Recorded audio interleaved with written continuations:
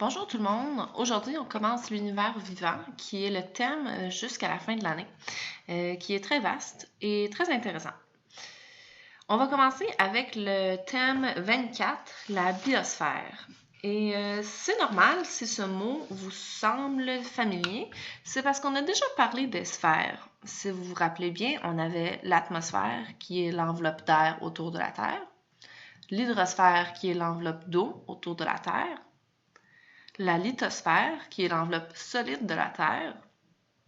Et aujourd'hui, on voit la biosphère. Si on décompose le mot, on a sphère. Nous, dans nos définitions, on a déterminé que ça voulait dire enveloppe. Et on a le préfixe bio, qui veut dire vie. Alors, la biosphère, ça correspond à l'ensemble des vivants sur Terre.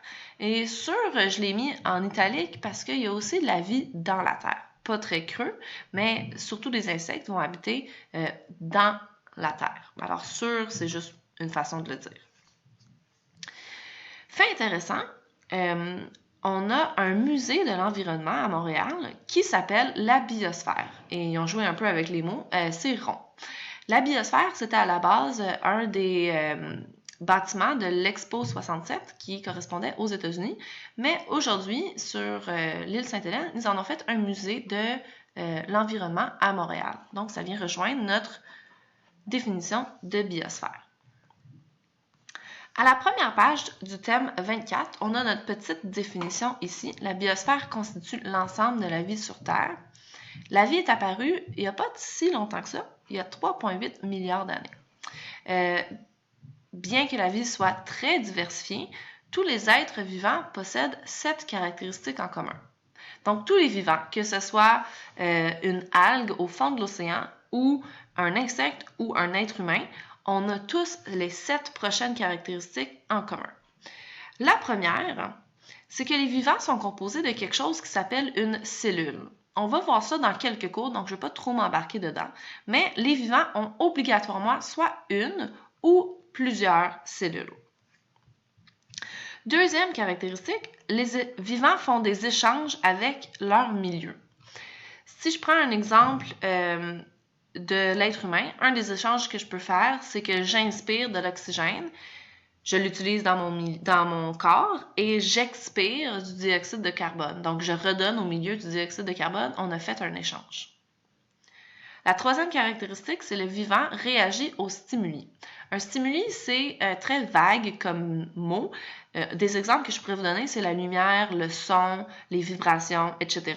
Okay? Donc, s'il y a un gros son, ben, je vais réagir au gros son, je vais sursauter. S'il fait très noir dans ma salle, j'ai pas de lumière, ben mes yeux vont s'adapter au manque de lumière. Au contraire, si on met une lumière dans les yeux, ben mes yeux vont s'adapter à ce stimuli-là et l'iris va se contracter pour empêcher la lumière de rentrer. Ici, ben, j'ai un chat qui réagit, j'espère, à un bruit et non à la face de son maître. Mais tous les vivants, même les plantes, vont réagir aux stimuli. Un des exemples vraiment cool, c'est que les plantes s'orientent vers le soleil. Si on laisse une plante assez longtemps proche de la fenêtre et qu'elle grandit, elle va grandir dans la direction du soleil parce qu'elle en a besoin pour vivre. Donc, elle réagit au stimuli qui est la lumière.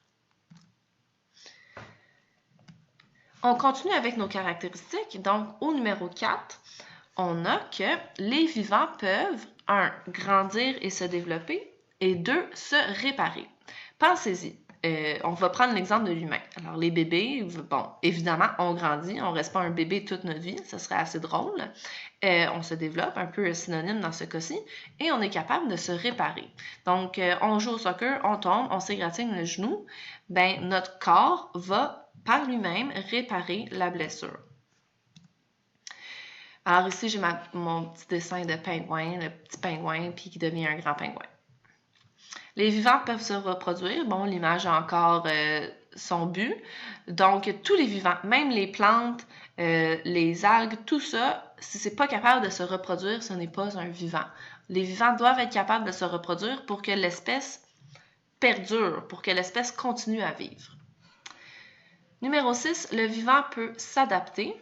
Mon exemple ici, c'est le caméléon. Alors lui, il a une adaptation très flagrante, c'est qu'il se camoufle à son environnement. Mais il y a plein d'autres adaptations. Par exemple, celle de tantôt pour les plantes, c'en est une aussi. Donc, les plantes s'adaptent à son environnement et vont tourner en direction du soleil. Les vivants utilisent de l'énergie. Alors, pour survivre, on a besoin d'utiliser d'énergie. On ne va pas tout aller la chercher à la même place. Les animaux vont aller la chercher avec de la nourriture. On va aller chercher notre énergie avec d'autres vivants. Donc, je vais manger soit des plantes qui sont des vivants ou d'autres animaux qui sont aussi vivants. Mais il y a d'autres types de vivants comme les plantes. Eux, ils vont aller chercher leur énergie avec la réaction de la photosynthèse, donc avec le soleil, entre autres. Mais tous les vivants utilisent une énergie quelconque. Pour être sûr que tu as bien compris, j'aimerais que tu fasses l'exercice du numéro 1.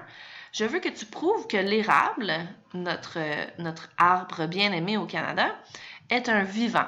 Donc, on le sait que c'est un vivant, mais je veux que tu me le prouves en utilisant les caractéristiques du vivant. Je te donne le premier pour t'orienter un peu.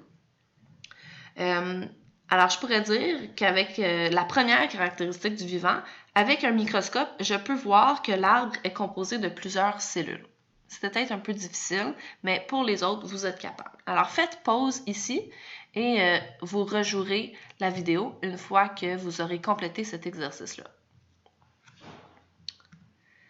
Voici le corrigé. Donc, le premier, je vous l'ai déjà dit. Je peux aussi prouver que l'arbre est un vivant en sachant que l'arbre échange avec son milieu. L'arbre, comme tous les végétaux, va prendre le dioxyde du carbone et va rejeter de l'oxygène, donc le contraire des animaux. Avec la caractéristique 4, les vivants peuvent grandir. Bien, effectivement, l'arbre pousse et devient plus grand. Et l'arbre aussi est capable de se réparer. Avec la caractéristique 5, l'arbre libère des graines, les hélicoptères, pour se reproduire. Donc, tous les vivants peuvent se reproduire. Ça, c'est la manière que l'érable fait. Et avec la caractéristique 7, l'arbre utilise l'énergie du soleil pour grandir. L'énergie, c'est le mot-clé ici. Tous les vivants utilisent de l'énergie. L'arbre, lui, c'est l'énergie du soleil.